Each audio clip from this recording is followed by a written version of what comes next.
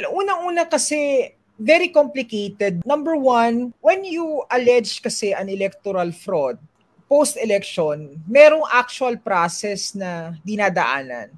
So, ito yung tinatawag natin na election protest. For example, yung mga natalong kandidato sa eleksyon, binibigyan ng batas na pagkakataon na questionin. And these are assigned in different fora, no? Sa presidente would be the Presidential Electoral Tribunal, kasama doon yung Vice President, meron tayong Senate Electoral Tribunal, House of Representatives Electoral Tribunal, merong COMELEC, meron tayong RTC, meron tayong MTC, di ba? So, ang punto dito is, mahirap kasi na because under litigation na siya, ang hirap pangunahan yung korte o yung tribunal na pagsasabi na walang mali dito. Tama yan.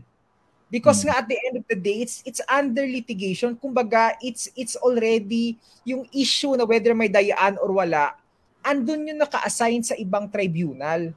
So, kumbaga, ang term namin ng abogado dyan, o ng mga abogado, hindi siya technically pasok dun sa definition ng sub judice, but the mere fact kasi na merong daming pending na mga cases, and parang rather than you talking about yung or defending a particular election na tama yan or clean, honest, orderly yan, that is something that would rather be proven by evidence doon sa tribunal or korte kung saan pending yung question ng kalinisan ng eleksyon.